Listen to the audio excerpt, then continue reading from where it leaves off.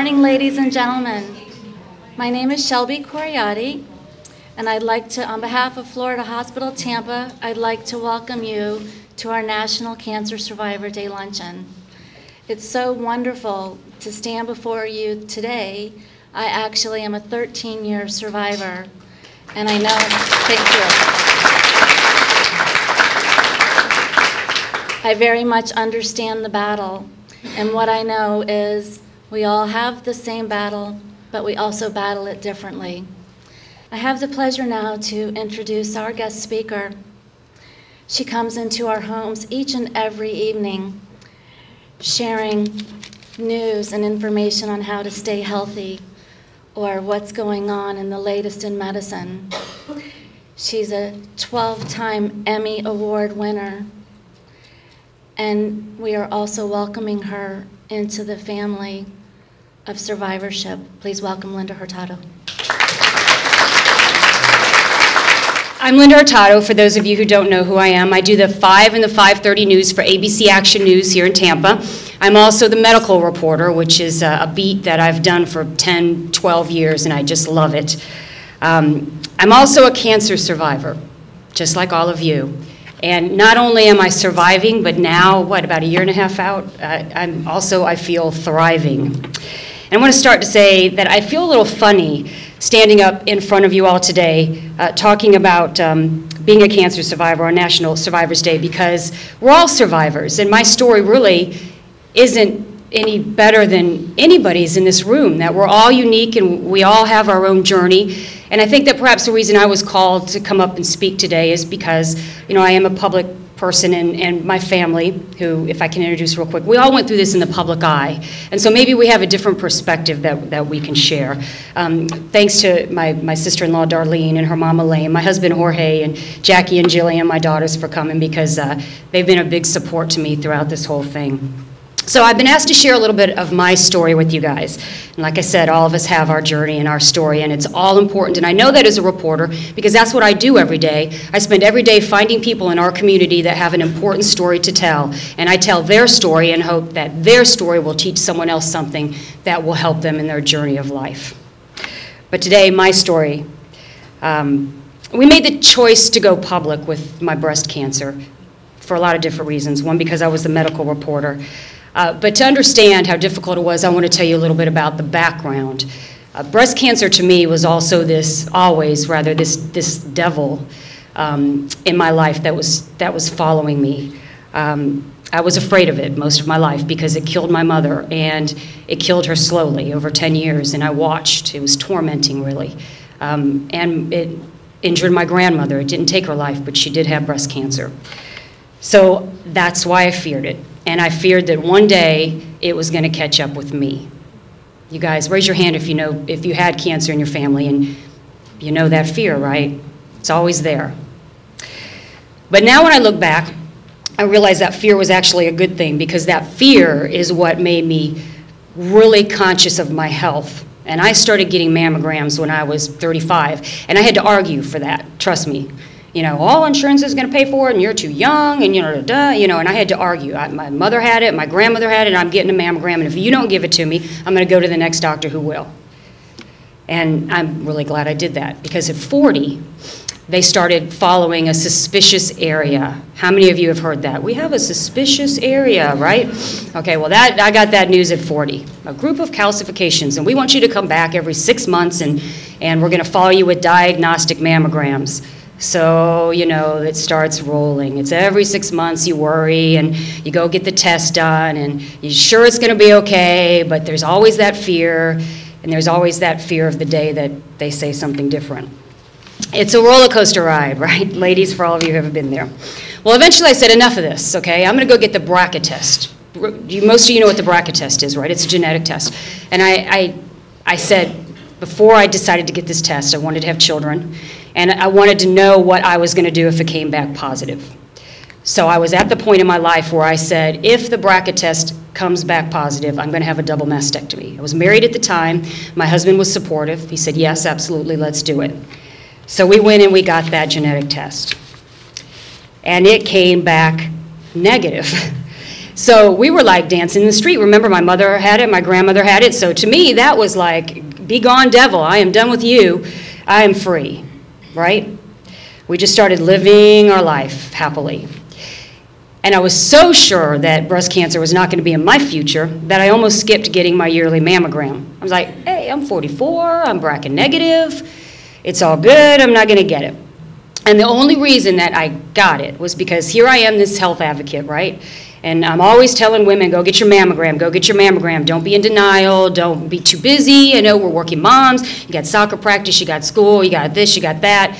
Make time for yourself. This is my message. So what, I'm not going to go do it myself? So I went and I got my mammogram, and of course I needed to get the diagnostic, and thank God that I did, because that little group of calcifications that they've been watching for all those years, 4 years, had changed. And it was a radiologist, Mary Gardner, in this hospital. Thank God she was having a good day, because she found something that was so, in such its beginning stages. And she called me in and said, Linda, I think you need to get a biopsy done. Well, I don't know, have you all ever felt denial? Honestly, right? Well, I felt a little denial. I said, okay, but I'm going to go get a second opinion, because that's what I tell everybody to do. I'm going to go get a second opinion. Don't take it personally, I'm going to go get a second opinion. Well, I got a second opinion. She said, I think you need to get a biopsy. So I got the biopsy, and it came back atypical. Do y'all know what atypical means? Well, it's not cancer, so you hold on to that. Atypical is not cancer. Maybe in another 6 months I'll get a mammogram. And the doctor said, no, I think we need to take a little more breast tissue. And you know, we're women. I'm thinking, okay, you're going to go in there again. That's another scar, da-da-da. Go ahead and do it because of my family history. But I said, can I go to Cuba first? And I did. And that's, you know, again, my little friend denial kind of on my shoulder. But I guess maybe in my heart I knew, and I just wanted one more week cancer-free. If you ever felt that, I just wanted one more week before I got that news. And they sent me on assignment to Cuba. That's where my husband is from. And I wanted one more week, so I went. When I came back, I got the news. I got the biopsy, and I got the news that they had found DCIS. You guys know what that is, breast cancer. And that's when my life began to change. You know, I went through the series of tests, and remembered what I said to myself when I watched my mother die, that if breast cancer ever caught up to me, I was going to have a double mastectomy, period, end of discussion. But that is so much easier to talk about than it is to actually do. Oh my gosh. Pretty scary.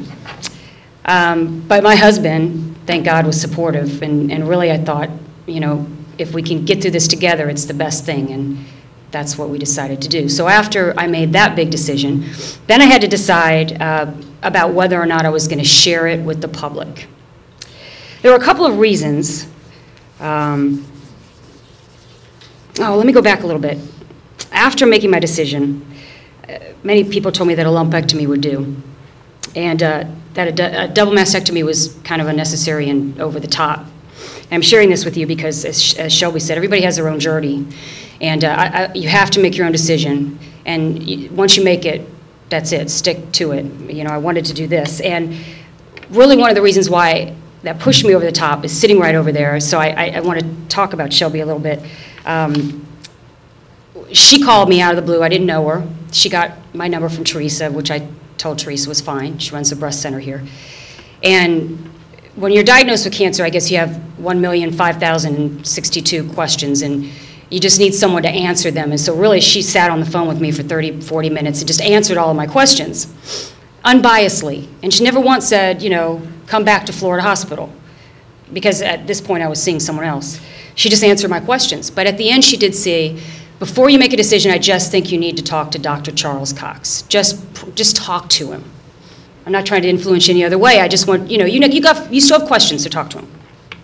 So what does a reporter do? I went home and I Googled Dr. Cox, and I found every single thing ever on Dr. Cox. And I mean, I knew about him because I had interviewed him when he was at Moffitt, so I knew about him. I knew he was a maverick. I knew he was, but I didn't know what he could do for me. So I Googled him. I found this PowerPoint that he had on a skin-sparing, nipple-sparing double mastectomy. And I, read through the whole thing, and it just amazed me that maybe I could go through this surgery and actually keep at least the outer part of my breast, which was important.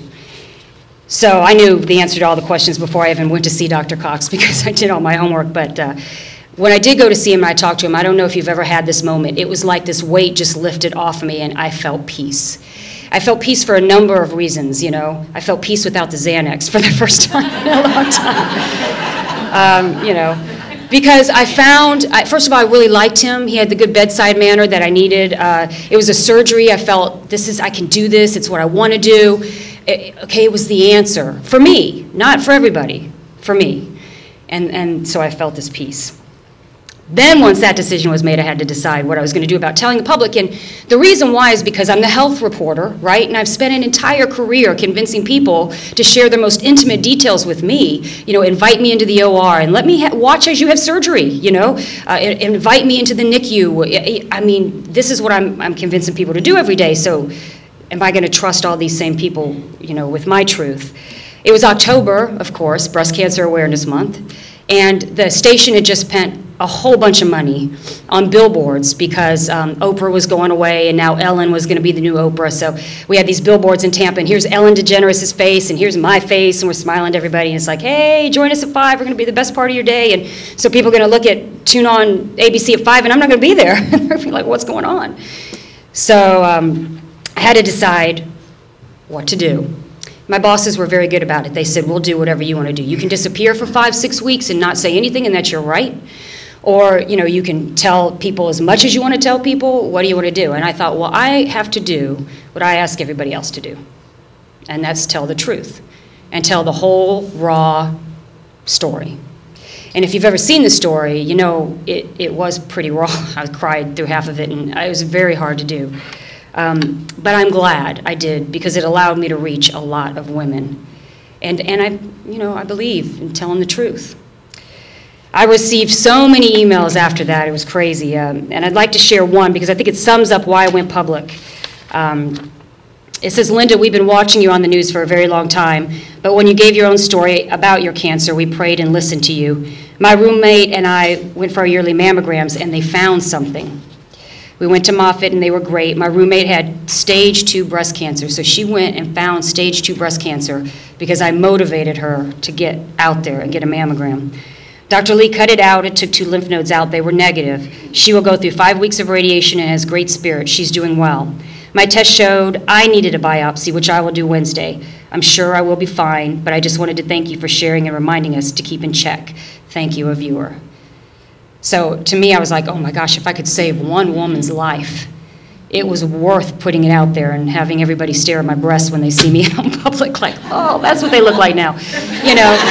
So it was worth it for that.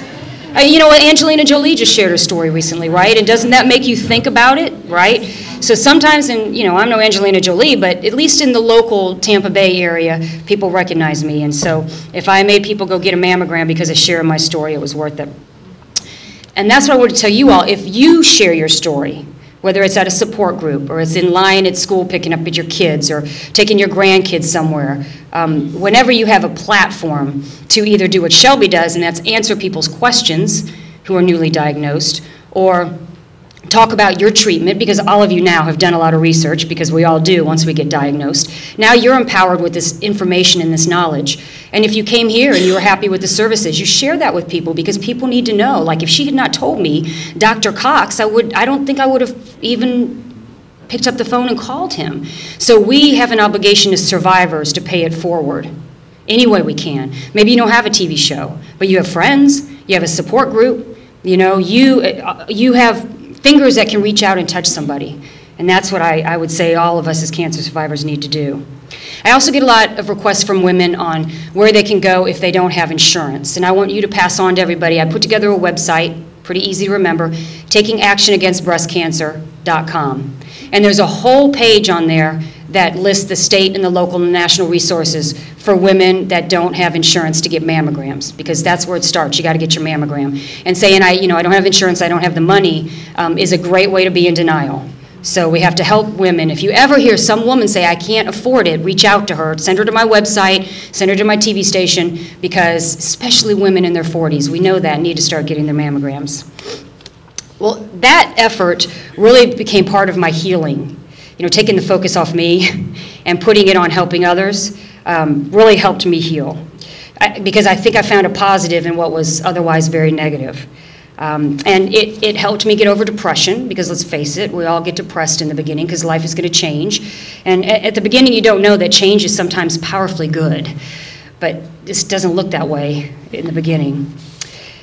So I focused on, my husband would always tell me, focus on what you can change, not on what you can't change. And so I started to focus as a survivor now, after I've been through the surgeries and all, on what I could change. And, you know, as a busy working mom, I wasn't focusing very much on my health. I wasn't eating very well. I wasn't getting enough sleep. I was running around like a crazy person half the time. So I said, well, that's something I can change. I can change my lifestyle, right? So I started eating better. I wasn't handling stress very well. Right, honey? There were moments I didn't handle stress very well? Probably. So I entered a clinical trial through Dr. Cox and Moffitt and USF. And they taught me meditation, and they taught me how to breathe and how to enjoy the moment, because when you're an adrenaline junkie TV reporter, you often don't enjoy the moment because you're always on deadline and there's always something else you got to do, and then you got soccer practice and, you know, things going on. And so that really helped me, because honestly now, and you guys can picture me if you want when you watch me on the 5 o'clock news, sometimes when it's stressful, I go into the ladies' room and we have the big bathroom in the back, and I swear I just sit there and breathe. And that's what they taught me in that clinical trial. I mean, I just breathe, inhale, and that's a form of meditation, prayer, you can call it whatever you want, but it's trying to quiet your mind and control the stress, and that's huge. So that's something I did to change my lifestyle as a survivor. Surround yourself with people who love you. Get the toxic out of your life. That's not always easy, right? Because sometimes you can't choose, you know, but you really have to be strong about that. Surround yourself with people who love you, no matter what, whether you're bald, whether you got a swollen arm or leg, whether you got tubes hanging out of you, or carrying around an oxygen tank, whatever. You surround yourself with the positive people. You can still be polite to the toxic people. I'm not saying be mean, but get them out of your life, okay? And find comfort in the things that you love to do. My sister-in-law knows, my husband knows I love to write fiction. That's like my dream. I just want to stop having to be correct all the time and just write whatever, you know? But I stopped when I was diagnosed because I had so much else going on. And so after I got through the surgeries and I was home for a while, I started writing again. And this time I wrote just for me. I wasn't writing to get published or to make money or to impress anybody. I just wrote for me. And that didn't cost me a cent. Right? You know, it doesn't cost any money to sit down at a computer and write, and it's really started to make me feel better. And physically, things are different today. You know, I always joke that I used to be a hardcore weightlifter at the gym. I just loved to go lift weights, and Dr. Lee, my plastic surgeon, told me, well, here's your new reality. Your pectoral muscles are now your breasts. So you're not going to be lifting really heavy weight in the gym like you used to, because you could change the shape of your pectoral muscles, and I did really good work. So please don't mess it up. So, you know, it changes a little bit, and I love to jog. I can't jog on the street anymore. I don't know why. They spasm, it bothers me, so I can jog on a treadmill. So what I'm trying to say to you is you just have to, like, alter sometimes what it is you used to love to do. Doesn't mean you can't do it, it just means you have to find another way to do it, maybe not do it in the same way. So now I run, and I still get that, I get that runner's high, you know, on the treadmill. Lift weights, but not heavy weights. So, you know, I want to ask you, how many of you survivors have had to give up something that you really love to do because of the cancer? Raise your hand if you did, right? Well, so I challenge you to find a way to try to do it again, even if it's in an altered state, even if it's not 100% like you used to do it. Just try to find a way, because it brings you joy. And that's what we need in our lives, like Shelby said, on a day-to-day basis. Another way I'm not only surviving but thriving is I'm checking off those items off my bucket list. And it's not because I think the cancer is going to come back. I mean, you know, people inspire me like Shelby, 13 years, you know, but I am a realist, I'm a reporter, and I know that sometimes it does, and there's no rhyme or reason, it just does, and it's nobody's fault. So, you know, you check off those things off your bucket list. My dad taught me this lesson long before I got breast cancer. He saved all this money for one day he's going to buy a house on the water in Florida. Saved all this money, all these years, hoarding it in the bank, trying to get interest, blah, blah, blah. He started building his house on the water in Florida. And then his aorta tore away from his rest of his body before he could move down here, and I had to sell his half-finished house. And so with that money, I bought a beach condo in Indian Shores so my kids could enjoy the beach, you know, in the house on the water. But it really taught me that you don't wait. You just don't wait because you don't know. We're not in charge.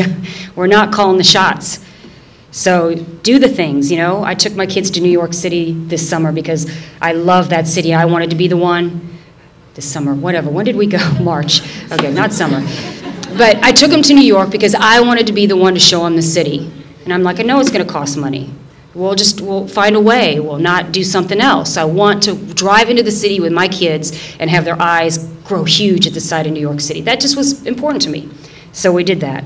I'm going to go to the University of to Atlanta this summer and attend a writers' conference, which, you know, is probably more expensive than, and I don't even know if I'll ever get published, but my girlfriends from college are going to come meet me, and we're going to have a girls' weekend and twirl our batons again and, you know, do some fun. So I challenge all of you in this room, find, you know, whatever it is you've been dreaming of doing, start doing it. Do it, you know, and if it costs some money and you don't have the money, then find a means. Find someone who can help you. Find a way.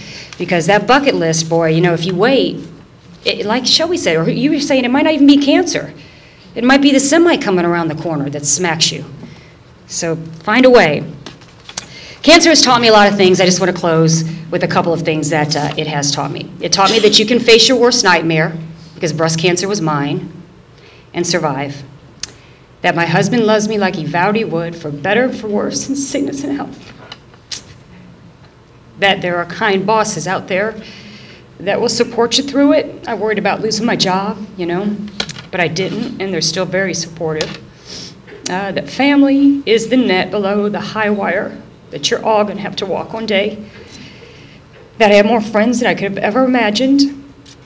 And that each of you that reached out to me on my journey helped me get through it. And before you leave, I'd like to invite you all, if you want to stay and take a picture. I'd love to put it up on my Facebook page. All of us survivors standing somewhere together. I don't know, Jen, where you can put all these people, but so we can get a picture somewhere together. I thank you for inviting me here, and I hope I've inspired you to go out and do something to make yourself happy, because we're survivors, and that's a huge thing. Thank you.